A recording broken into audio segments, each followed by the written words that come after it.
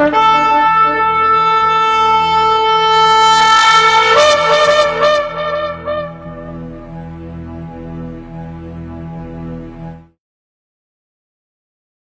atah Yahweh Eloheinu melech haolam, asher kideshanu bemitzvotav vetzivanu la'asok bedivrei Torah. Baruch atah Yahweh amelamed Torah le'amo Israel, beshem Yeshua HaMashiach. Bendito eres tú, Yahweh, nuestro Elohim, Rey del universo, que nos santificas con tus preceptos y nos ordenas ocuparnos del estudio de la Torah. Bendito seas, Yahweh, que enseñas Torah a tu pueblo Israel, en el nombre de Yeshua el Mesías. Amén y amén. Vamos a abrir en Bereshit, capítulo 45, acompáñeme, Génesis, capítulo 45, nuestro estudio sistemático en la comunidad Kol Shaddai. Dice así en la lectura, nuestro versículo 1, no podía ya Yosef contenerse delante de todos los que estaban al lado suyo y clamó, haced salir de mi presencia a todos, y no quedó nadie con él, al darse a conocer Yosef a sus hermanos. Entonces se dio a llorar a gritos, y oyeron los egipcios, y oyó también la casa de Faraón. Y dijo Yosef a sus hermanos, yo soy Yosef, ¿vive aún mi padre? Y sus hermanos no pudieron responderle porque estaban turbados delante de él. Entonces dijo Yosef a sus hermanos, acercaos ahora a mí. Y ellos se acercaron, y él dijo, yo soy Yosef, vuestro hermano, el que me vendisteis para Egipto. Ahora pues, no os entristezcáis, ni os pese de haberme vendido acá, porque para preservación de vida me envió Elohim delante de vosotros. Pues ya ha habido 2 años de hambre en medio de la tierra, y aún quedan 5 años en los cuales ni habrá arada ni siega. Y Elohim me envió delante de vosotros para preservaros posteridad sobre la tierra y para daros vida por medio de gran liberación. Así pues, no me enviasteis acá vosotros, sino Elohim, que me ha puesto por padre de Faraón y por señor de toda su casa, y por gobernador en toda la tierra de Egipto. Daos prisa, id a mi padre y decidle, así dice tu hijo Yosef, Elohim me ha puesto por señor de todo Egipto, ven a mí, no te detengas, habitarás en la tierra de Goshen, y estarás cerca de mí, tú y tus hijos, y los hijos de tus hijos, tus ganados y tus vacas, y todo lo que tienes. Y allí te alimentaré, pues aún quedan 5 años de hambre, para que no perezcas de pobreza tú y tu casa, todo lo que tienes. He aquí vuestros ojos ven, y los ojos de mi hermano Benjamín, que mi boca os habla. Haré pues saber a mi padre toda mi gloria en Egipto y todo lo que habéis visto, y daos prisa y traed a mi padre acá. Y se echó sobre el cuello de Benjamín su hermano y lloró, y también Benjamín lloró sobre su cuello. Y besó a todos sus hermanos y lloró sobre ellos, y después sus hermanos hablaron con él. Y se oyó la noticia en la casa de Faraón diciendo, los hermanos de Yosef han venido. Y esto agradó a los ojos de Faraón y de sus siervos.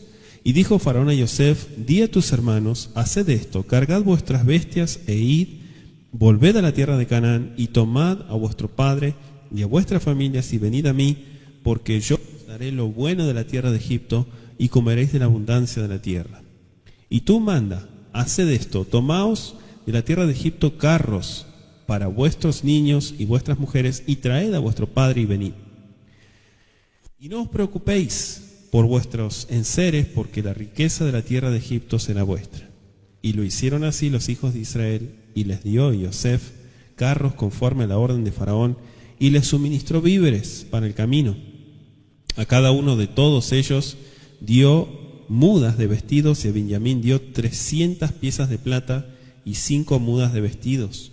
Y a su padre envió 10 asnos cargados de lo mejor de Egipto, y 10 asnas cargadas de trigo, pan y comida para su padre en el camino. Y despidió a sus hermanos, y ellos se fueron, y él les dijo, no riñáis por el camino. Y subieron de Egipto y llegaron a la tierra de Canaán a Jacob su padre. Y le dijeron las nuevas, diciendo, Yosef vive aún, y él es señor de toda la tierra de Egipto. Y el corazón de Jacob se afligió, porque no los creía. Y ellos le contaron todas las palabras de Yosef, que él les había hablado, y viendo Jacob los carros de Yosef que enviaba para llevarlo, su espíritu revivió. Entonces dijo Israel, basta, Yosef mi hijo vive todavía, iré y le veré antes que yo muera. Palabra del Eterno.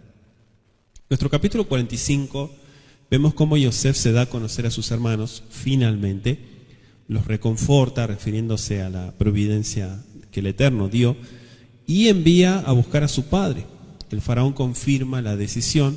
Yosef los prepara para el viaje y los exhorta a tener paz entre ellos.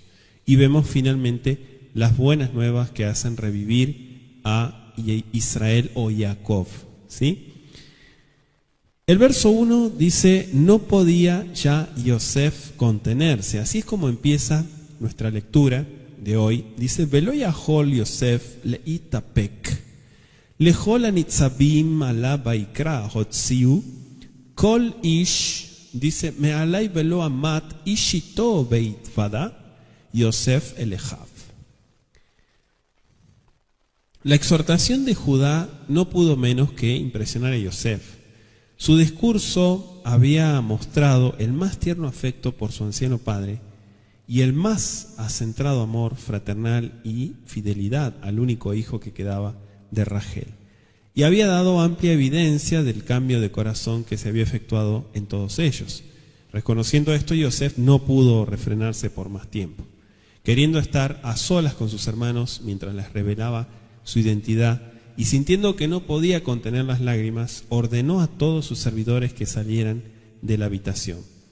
Y dice nuestro verso 2 que se dio a llorar a gritos, ¿sí? Inclusive lo oyeron los egipcios. Vaitenet kolo bivhi, vaishmeu mitzraim, vaishma bet paró. Inclusive escuchó la casa de Faraón. Esto fue oído por el séquito de Yosef e informado a Faraón. No es necesario suponer que la residencia de Yosef estaba tan próxima al palacio como para que su voz fuera oída por la gente del palacio del rey. Finalmente, nuestro versículo 3 dice: Vayomer Yosef elejav, ani Yosef, yo soy Yosef. Ahora Bihai, todavía vive mi padre. Veloya Helu ejav la nototo, kinivalu mi panav. Ellos estaban turbados, dice el texto. Es más fácil imaginar que describir el efecto que hizo este anuncio. Hasta ese momento Yosef había sido conocido para sus hermanos como Safnat Panea, un hombre que les hablaba mediante un intérprete. ¿Sí? Ahora este augusto señor de Egipto de pronto les habló en su propio idioma, les habló en hebreo. La voz y el parecido de su hermano por largo tiempo perdido, ¿no?, surgieron en la mente de ellos ante el sonido del nombre familiar y lo llenaron de asombro y aprensión. ¿Sí? La pregunta: ¿vive aún mi padre? Quizá Yosef se vio impelido a formular esta pregunta tan súbitamente al ver señales de alarma en sus rostros. Ya no se refirió a Jacob como el anciano que dijisteis, sino como a su propio amado y reverenciado padre. No solamente había sido el informado previamente de que su padre todavía vivía, sino que se lo acababan de decir otra vez. Su corazón anhelaba oír más de su padre y estaban turbados, dice. Este nuevo viraje de los acontecimientos fue abrumador. Los hombres quedaron sin palabras, quedaron mudos. Estaban aterrorizados, no solo por la grandeza de Yosef, sino por el recuerdo de su anterior crimen contra él. Hasta entonces solo habían estado conscientes de la retribución divina por ese acto y no habían temido un castigo humano, puesto que su crimen no era conocido por nadie fuera de su pequeño círculo. Pero ahora estaban en la presencia de aquel a quien habían perjudicado tanto. Entonces no es de asombrarse que temblaron de temor delante de él, pensando que ahora había llegado el momento de la venganza por los hechos de Dotán, ¿se acuerdan? Pero dice nuestro versículo 5: Beatá al teatzebu, ustedes no teman, tranquilos. Bealihar benejem kimehartem oti henaki lemihya shelahani Elohim lifneihem. Él estaba convencidísimo que el propósito del Eterno era que él estuviera ahí. Instintivamente rehuyeron la presencia de Yosef ante la alarmante verdad de que el poderoso señor de Egipto era su hermano. Él les aseguró con mucha bondad, que no tenía la intención de vengarse de ellos. No pudo evitar la alusión de su crimen anterior, pero esto fue hecho con espíritu de caridad, de perdón, de misericordia. Elohim Shelahani, el Eterno me envió. Aquí claramente se refleja la excelsa forma de pensar de Yosef. Para él era evidente la mano del Eterno en la extraña experiencia que lo había hecho a él. Un hijo favorito. Primero un esclavo, luego un preso, finalmente un gran gobernante de Egipto. Con toda justicia podría haber reprochado a sus hermanos, pero en vez de hacerlo manifestó simpatía y consideración hacia ellos. Dice el verso 6, pues ya ha habido 2 años de hambre en medio de la tierra y aún quedan 5 años en los cuales ni habrá arada ni siega. En otros países el fracaso en plantar y cosechar podría deberse a una falta de lluvia. En Egipto a una deficiencia notable en el desborde del Nilo. El hecho de que Yosef hablara de que no habría ni siembra ni cosecha en un sentido general, más bien que absoluto, es evidente por el capítulo 47, verso 19, que declara que los egipcios vinieron a Yosef para comprar semilla. Es probable que aún durante ese periodo de hambre sembraron algo en el terreno, particularmente cerca de las orillas del río, donde podía cosecharse algo, aun cuando fuera poco. Sin embargo, dice el verso 7, el Eterno me envió delante de ustedes para preservaros posteridad sobre la tierra y para daros vida por medio de gran liberación. Yosef repitió su aserto anterior de que era el Eterno quien lo había enviado a Egipto con un propósito definido. Habló proféticamente aquí de que el Eterno lo había llevado a Egipto a fin de preservar mediante él a la familia designada a convertirse en el pueblo escogido de Elohim, librándolos, claro, de morir de hambre. Dice el verso 8, así pues, no me enviasteis acá vosotros, sino Elohim, que me ha puesto por padre de Faraón y por señor de toda su casa y por gobernador de toda la tierra de Egipto. ¿Por qué dice por padre de Faraón? Yosef les habló acerca de su autoridad, dando al Eterno la honra por su nombramiento para el elevado cargo que tenía. Usó 3 expresiones para describir su puesto, de las cuales la primera fue padre de Faraón. Algunos comentaristas han visto en esto un título egipcio específico, claramente comprobado por su aplicación a elevados dignatarios de la 18ª dinastía. Pero es cuestionable esta interpretación porque el título fue llevado por hombres que cumplían deberes sacerdotales y no hay la más leve evidencia de que Yosef realizara esos deberes. Probablemente es mejor explicar la palabra como una expresión hebrea, ya que Yosef habló a sus hermanos de hebreo a hebreos y no a egipcios. Podría haber querido decir que era un consejero del rey digno de confianza y un sostén de la dinastía. También dijo señor de toda la casa. Nuestro segundo término ya había sido usado por el rey mismo cuando Yosef fue nombrado en Génesis 41:40. Indica que Yosef estaba a la cabeza de la casa real. Y nuestra tercera designación es gobernador en toda la tierra de Egipto. También conferida a Yosef por Faraón, ciertamente no era nueva para los hermanos de Yosef, que habían oído y experimentado su autoridad. Ya sabían que su poder no estaba limitado a la distribución de alimentos o al trato con los extranjeros, sino que era realmente el virrey de Egipto. Nuestro verso 10 menciona la tierra de Goshen. Habitarás en la tierra de Goshen y estarás cerca de mí, tú y tus hijos y los hijos de tus hijos, tus ganados y tus vacas y todo lo que tienes.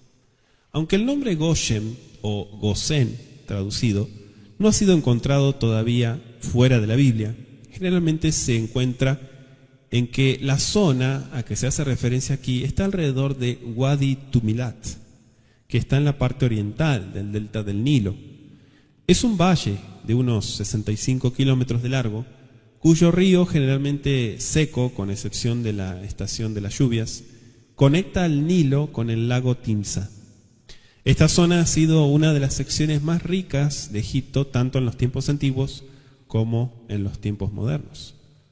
Estarán cerca de mí. Avaris, la capital de los Hicsos, solo estaba a una distancia de 30 a 50 kilómetros de esta zona, mucho más cerca de cualquier otra capital en toda la historia egipcia. Este es uno de los muchos argumentos en favor de la opinión de que Yosef fue gobernante en Egipto en el tiempo de los Hicsos. Dice el verso 12: He aquí vuestros ojos ven y los ojos de mi hermano Benjamín, que mi boca os habla. Aunque Yosef ya había hablado durante varios minutos, sus hermanos estaban tan abrumados que para convencerlos de la realidad de todo el asunto, Yosef estuvo obligado a hacerles notar que ellos podían ver por sí mismos que lo que él decía era verdad. Tan solo cuando Yosef abrazó a sus hermanos y los besó, desapareció su estupefacción.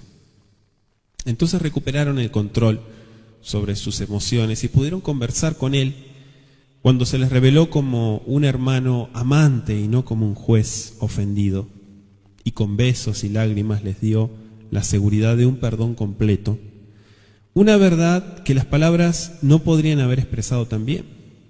Solo entonces se atrevieron a hablar. Y dice el verso 16: Y se oyó la noticia en la casa de Faraón diciendo: los hermanos de Yosef han venido. Y esto agradó en los ojos de Faraón y de sus siervos.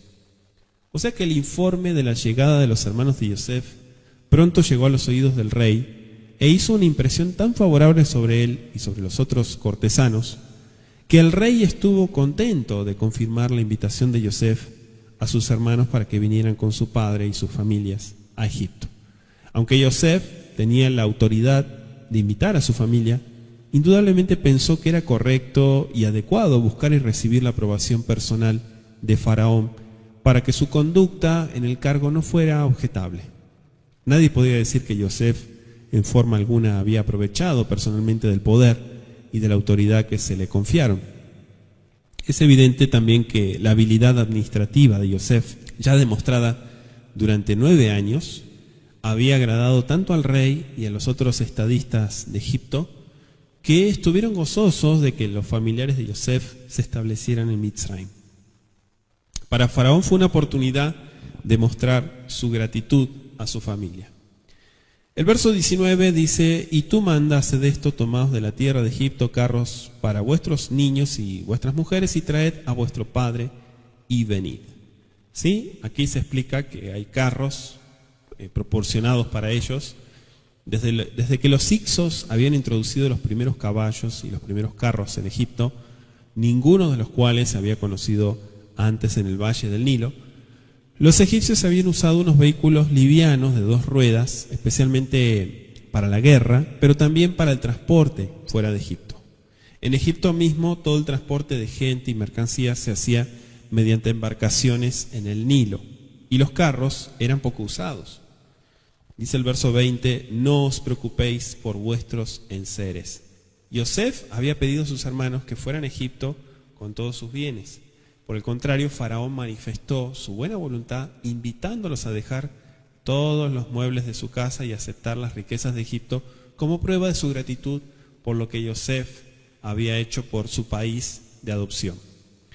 Dice el verso 22: A cada uno de todos ellos dio mudas de vestidos, y a Benjamín dio 300 piezas de plata y 5 mudas de vestidos. ¿Sí? Yosef no solo envió carros, de acuerdo con las órdenes de Faraón, y alimento para el viaje, sino que también dio regalos a sus hermanos. Así, al llegar a Egipto, no llamarían indebidamente la atención, puesto que Benjamín es mencionado específicamente como que hubiera recibido 5 de tales mudas. Es probable que los otros recibieran menos de 5 cada uno, aunque ciertamente más de una. Los 300 ciclos o shekalim, ¿sí?, de plata, dados a Benjamín como hermano favorito de Yosef, tendrían un valor monetario de unos $170. Dice el versículo 24: Y despidió a sus hermanos, y ellos se fueron, y él les dijo: No riñáis por el camino. Literalmente, no os conmováis o no os disturbéis, es decir, con emociones violentas, particularmente con ira. Esto se entiende generalmente como una admonición contra pelearse, especialmente por la responsabilidad de cada uno en el curso que habían tomado los acontecimientos. Este consejo muestra el profundo conocimiento de Yosef de la naturaleza humana. Ya había oído cómo Rubén acusaba severamente a sus hermanos. Bien podía suponer que Rubén y otros repetirían esas cosas aún más vehementemente cuando estuvieran solos. Rubén podría arguir que cuán diferente habría sido el resultado si hubieran hecho caso de su consejo. Después de eso, cada uno podría añadir su propio comentario y el resultado podría ser una riña seria. La prosperidad inesperada en que se encontraban podría también servir para despertar viejos sentimientos de enemistad, particularmente respecto a Benjamín. Todo esto fue refrenado por el consejo sobrio y oportuno de Yosef: no peleen. Verso 26: y le dieron las nuevas diciendo: Yosef vive aún, y él es Señor en toda la tierra de Egipto. Y el corazón de Jacob se afligió porque no los creía. Cuando llegaron a su hogar en Hebrón, trajeron la noticia de que Yosef no solamente vivía, sino que era el gobernante de todo Egipto. La impresión fue tan grande que el corazón de Jacob casi se detuvo. Cuando sus hijos vinieron a Hebrón con la noticia de la supuesta muerte de Yosef, Jacob creyó fácilmente su mentira. Ahora que vinieron a decirle la verdad, Jacob no le creía en absoluto. Tan solo los costosos regalos y los carros egipcios finalmente lo convencieron de la verdad de su relato. Dice el verso 28: entonces dijo Israel: basta, Yosef mi hijo vive todavía, iré y le veré antes que yo muera. El cambio de nombre acá es significativo. En espíritu, Jacob una vez más se levantó a la estatura de un príncipe de Elohim. El darse cuenta de que su hijo, por tanto tiempo perdido, vivía todavía, y la anticipación de la inminente reunión con él, dieron vigor al anciano patriarca. Revivió su vitalidad, como es indudable por la inmediata decisión de descender a Egipto. Ver a Yosef sería una rica compensación por todos los largos años de pesar, de angustia, y coronaría su vida con mucha simja, con mucha alegría. Hasta aquí llegamos con nuestro estudio, dando gracias al Creador por el estudio de este capítulo 45 de Bereshit. Ribono Shel Olam, amo del universo, te agradecemos por el estudio de Bereshit, capítulo 45. Te pedimos que sigas dirigiéndonos en el estudio, en la enseñanza, y te agradecemos por tu palabra. Amén y amén. Que así sea.